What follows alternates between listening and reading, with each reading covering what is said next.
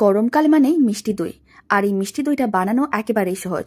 আজ আমি আপনাদের বেশ কয়েকটা টিপস দিয়ে মিষ্টি দইটা বানানো দেখাবো, যাতে সবাই খুব সহজে দোকানের মতন মিষ্টি দই বাড়িতেই বানিয়ে নিতে পারেন।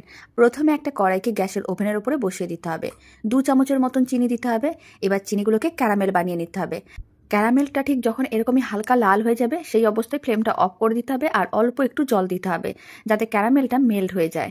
আর খুব বেশি কিন্তু লাল করা যাবে না, তাহলে কিন্তু ক্যারামেলের পোড়া গন্ধটা চলে আসবে, দই খেতে একেবারেই ভালো লাগবে না। তাই যখনই কালারটা ঠিক এরকমই হালকা লাল থাকবে, তখন জলটা দিয়ে দিতে হবে। এবার কড়াইয়ের মধ্যে আমি 1/2 লিটার দুধ দিলাম। আমি এখানে প্যাকেট দুধে নিয়েছিলাম।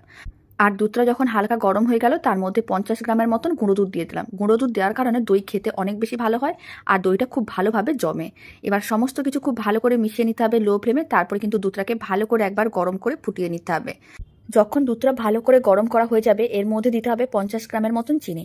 এবার চিনির পরিমাণটা আপনারা চাইলে কম বা বেশি করতে পারেন। এখানে আমি 1/2 লিটার দুধ দিয়ে দইটা বানানো দেখাচ্ছি, তাই 50 গ্রামের মতন গুঁড়ো দুধ আর 50 গ্রামই চিনি দিয়েছি। খুব ভালো করে মিশিয়ে নিয়েছিলাম আর দুধটাকে 2 মিনিটের মতন ভালো করে ফুটিয়ে নিয়েছিলাম। এখন আমি দিয়ে দিলাম অল্প একটু ঘি, 4 চামচের 1/2 চামচের মতন। ঘি দেওয়ার কারণে দই খেতে একেবারে মিষ্টি দোকানের মতন হবে। আর আপনারাও যখন দইয়ের মিশ্রণটা মানে দুধটাকে এইভাবে গরম করে ফুটিয়ে নেবেন, এইভাবে অল্প একটু ঘি দিয়ে দেখবেন, দইটা খেতে এত ভালো হয় কি বলবো। এবার ফ্লেমটা অফ করে দুধটাকে এক সাইডে রেখে দিয়েছি আর এদিকে একটা মিক্সিং বোল নিয়েছি। তার মধ্যে আমি 1 চামচের মতন মিষ্টি দই নিয়ে ভালো করে চারিদিকে ছড়িয়ে নেবো। প্রথমে মিষ্টি দইটাকে ভালো করে ফেটিয়ে নিতে হবে, তারপর খুব ভালো করে চারিদিকে মানে মিক্সিং বোলটা চারিদিকে ছড়িয়ে দিতে হবে। এবার মিক্সিং বোলটাকে এক সাইডে রেখে দিলাম। আর এদিকেও কিন্তু দুধটা ঠান্ডা হয়ে গেছে, হালকা গরম আছে, মানে আঙুল দেওয়া যাবে ঠিক এরকমই গরম আছে।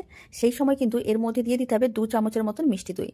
মিষ্টি দইটা দিয়ে খুব ভালো করে একসঙ্গে মিশিয়ে নিতে হবে আর 1-2 মিনিট ভালো করে দুধটাকে ফেটিয়ে নিতে হবে। দুধ ভালো করে ফেটানো হয়ে গেছে আর মিষ্টি দইটাও মেশানো হয়ে গেছে। এবার সমস্ত মিশ্রণটা মিক্সিং বোলের মধ্যে দিয়ে দিতে হবে। আর এইভাবে একবার মিষ্টি দইয়ের রেসিপি বাড়িতে বানিয়ে দেখতে পারেন। আশা করি কোনো ভুল হবে না আর মিষ্টি দই খুব সুন্দরভাবে জমবে, খেতেও ভালো হবে। তারপরে এবার আপনারা একটা প্লেট দিয়েও ঢাকনা দিতে পারেন, আর নাহলে অ্যালুমিনিয়াম ফয়েল দিয়েও এইভাবে কভার করে নিতে পারেন। কভার করে নেওয়ার পরে 6 থেকে 7 ঘন্টা এইভাবেই রেখে দিতে হবে। মানে রান্নাঘরের যে কোনো একটা গরম জায়গায় রেখে দিতে হবে, যেখানে ফ্যানের হাওয়া যাবে না। তারপর 1 ঘন্টা ফ্রিজে রেখে দিতে হবে, কারণ দই ঠান্ডা ঠান্ডা খেতেই ভালো লাগে। প্রথমে আমি 7 ঘন্টা রেখে দিয়েছিলাম এমনি রুম টেম্পারেচারে, মানে গরম যে কোনো একটা জায়গার মধ্যে রাখতে হবে। তারপরে 1 ঘন্টা ফ্রিজে রেখে ঠান্ডা করে নিয়েছিলাম নর্মাল ফ্রিজে। এতে দইটা দেখতেও যেমন ভালো লাগে, খেতেও ভালো লাগে। কারণ মিষ্টি দই যত ঠান্ডা হয় খেতে তত বেশি ভালো লাগে। এবার মিষ্টি দইটা কেটেও দেখিয়ে দিলাম। আপনারা দেখুন কত সুন্দরভাবে মিষ্টি দইটা জমাট বেঁধেছে।